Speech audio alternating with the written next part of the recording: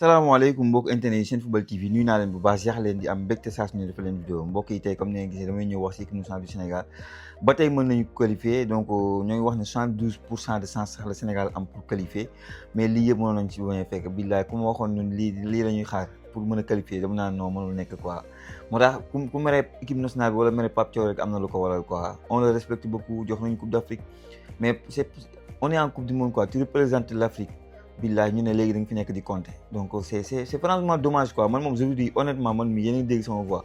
bon man j'attends bu ma demee alhamdulilah bu ma demul ma gëm yàlla ñu toog quoi parce que calcul yi di gars yi def sax bu ma ko def tellement je suis tellement déçu mais am naa yaakaar ba tey bon voilà 72% de yaakaar moom bëri na quoi moo tax ñu ne dans le groupe A le Sénégal day espérer benn match nul bu contre Corée wala une défaite de l'Afrique du Sud moo arrangé Sénégal bu fekkee groupe A bi nga dem quoi xam nga donc da ngay noonu nga koy waxee. léegi ñoo également avec dañuy xoolaale le match République tchèque ak Mexique encore foofu victoire République tchèque moo leen arrangé xam nga la tandis que wala une défaite des Tchèques wala République tchèque ñu dóor ko foofu loolu moo ñu fay arrangé instant yi loolu laa leen di jox nank ñu jëm. Dans le groupe E les regards sont tournés vers les matchs Équateur et Curaçao si les deux équipes ne gagne pas leur rencontre respective contre l'Allemagne et la Côte d'Ivoire mooy ñaari équipe yooyu gagnons ñu Côte d'Ivoire gagnons ñu Allemagne elle tiendra avec un faible total de points laissant davantage d'espace au Sénégal mooy foofu noonu mooy pour ñoom Côte d'Ivoire bi quoi. Groupe H nag pourrait se jouer un rôle déterminant une victoire de l'Espagne contre l'Uruguay moo ñu fay arranger permettant de bloquer les Uruguayens à 2 points boobaa Uruguay 2 points lay am comprendre nga Uruguay bu niilee dina am 3 points. Déjà loolu donc foofu Espagne dina bëgg a jël première place peut-être dina dóor quoi. Dans le même temps un match nul tamit entre le Cap-Vert et l'Arabie Saoudite boobaa ñoom ñaar ñëpp Cap-Vert ak Arabie Saoudite dina éliminé xam nga parce que mën nga am 3 points jël daal boo amee 3 points jël quatrième yow doo qualifié quoi. donte mu mel ni poule bu ñoom Tunisie am boo amee 3 points sax toog na ba pare toog na temps li passe moom ak Turquie quoi. L'un des enjeux majeurs concerne la différence de but foofu moom c'est très important si plusieurs équipes terminent avec 3 points, ce critère deviendra déterminant. Vous faites que nous avons 3 points. Dans cette hypothèse, un succès 2 ou 3-0, le Sénégal contre l'Irak sera beaucoup plus avantageux. Madame, si vous avez une équipe qui a un goal average, il faut la mettre parce que nous on a encaissé 6 buts en 2 matchs, même si bon 3-2, mais on a le but que nous avons encaissé contre la France, dernier, Mbappé, c'est ce que je vais quoi. Donc, chaque but marqué pourrait faire gagner plusieurs places dans le classement des meilleurs troisièmes. Si l'égalité persiste, la FIFA examinera ensuite le nombre de buts marqués. Bon, FIFA, FIFA puis viendra le classement du fair play. Moi, zone, il y a une Coupe d'Afrique 2018, lol moy tok lon. Bu ñu bokk ak Japon, Pologne poule non, lol moy tok lon. Ay différence de buts, ñoo lañ tok ba wéri tok parce que un cumul de 14 ans lañu xol ñu tok. Puis viendra le classement du fair play financier. Non, fair play financier, puis viendra le classement du fair play calculé en fonction des cartons jaunes et cartons rouges reçus dans la phase de groupe. Moi, je vais expliquer en 2018. Autrement dit, même la discipline des joueurs pourrait avoir son importance dans cette bataille. Mais bon, nous avons un peu de jaune. Nous manque agressivité ce match. Le nouveau format de la Coupe du Monde rend les calculs particulièrement complexes. Contrairement aux précédentes éditions, plusieurs équipes peuvent encore espérer se qualifier. Donc pour le Sénégal, l'objectif est clair, battre l'Irak. C'est comme si le Sénégal allait battre l'Irak. Si on n'est pas capable de battre l'Irak, une équipe qui se disait qu'on allait la Coupe du Monde, on allait les filles nous battre nous avons vu Ghana nous jouer, nous avons vu Cap-Vert, nous avons vu pays africains. Moi quoi, c'est franchement c'est dommage quoi. L'objectif est clair, battre l'Irak, attendre une victoire permettant aux Lions de rester en vie dans le tournoi et de croire à un scénario favorable venu des autres stades. Le rêve des 16e de finale est donc toujours permis. Manam batay mën nañu espérer né dañuy qualifier et tout lool batay ku nekk mën nga am yaakaar. Le rêve des 16e de finale donc est permis quoi, mais avant de compter sur le résultat des autres, avant ngay wax yeneen résultats yi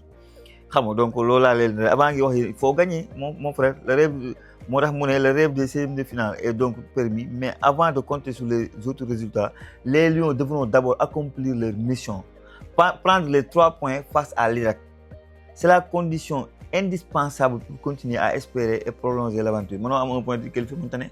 moo tax billaay defet yi instant yi la lay métti quoi boo demee ba commencé dugg si calcul da lay métti quoi franchement lii yëpp Pape Thiaw yaa ñu ko teg Pape Thiaw billaay neexut a dégg quoi lii yëpp Pape Thiaw yaa ñu ko teg il nous reste un match mais nekk yoratuñu suñu destin en main moo tax bi passé boo amul match nul c'était bien boo amul match nul tu gagnes ton dernier match t'as 4 points tu es assuré d'être qualifié à 100%. Après nga bàyyi France dem ak Norvège reyante fële seen biir toi tu peux même prendre la deuxième place xam nga non franchement c'est dommage c'est très dommage avec les qualités de joueurs yi ñu am qualité de joueurs yi ñoo ko mën a amee xoolal kii xool si milieu terrain rek xool Bara Sapoko Ndiaye talent rek la Pape Gueye moom nekkul si dara bi moo xaw naa ne koy pass nee naa Pape Gueye nekkul si de Habib Diarra xam nga lu mu la wax gisooguñu ko si kii bi Lamine Camara moom c'est pas le grand niveau mais bon positionnement bu bon lañ ko teg qu'est-ce que tu veux dire Moussa Waye boo tegee positionnement bu bon mënoo fexe ba mu qualifié loolu moom c'est clair donc da ngay gis ne groupe bu nekk wax nañ pourcentage de chance bi am pour am 3e place groupe L 96% lañ am foofu moom am nañ chance par force pour nekk 3e place groupe F 96%. Groupe C 84%, groupe J 79%, groupe B 75%, groupe I 72% mooy suñu groupe ba groupe yi gën a tuuti nag bii la mooy groupe K bi 60%, groupe J 52%, groupe A 38%, groupe F moo gën a tuuti le pourcentage pour ab 3e am fa mooy groupe E 26%. Donc ñun on a franchement une bonne force. Ni ñu koy waxatee am nañu pourcentage bu baax mais faudra gagner gars il faudra gagner si on peut pas gagner moom mooy loolu quoi après 2 défaites faudra gagner donc lii da ngay gis ne Opta moo joxe yi les affaires Opta nag ay affaires yi statistiques lay doxal mooy du côté de. boo demee ba New Jersey journalistes sénégalais yi foofu ñoom ñu ngi am yaakaar ne dañuy gagner boo xoolee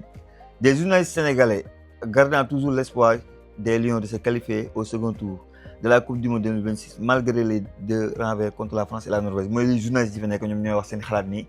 am na ku ñu si intéresse mu ne c'est vraiment terrible il faut le dire parce qu'on n'avait pas l'habitude d'avoir ce genre de situation en équipe nationale du Sénégal mais cette fois-ci en tant que champion d'Afrique je pensais que personne ne s'attendait à ce résultat-là mais ba tey ñooy gëm ne dañuy gagner lii nag ki ñuy wax Soda Thiam nekk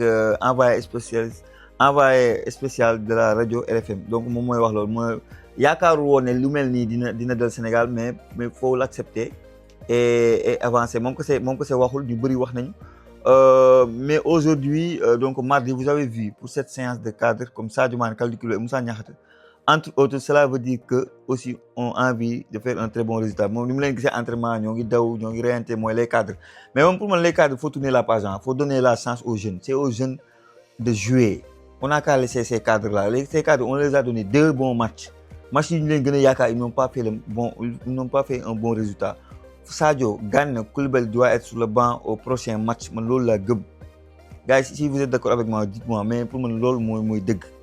donc mbokk yi li mu nekkoon vidéo bi ci commentaire yi wax leen ma seen xalaat ak seen gis-gis dem ci yeneen plateforme yi doole ñu bu baax a baax moo xam Instagram la moo xam TikTok la boo leen tapé Senfootball TV incha allah di ngeen gis suñu logo bi jaay jëfal naa leen wax leen ba beneen su Senfootball TV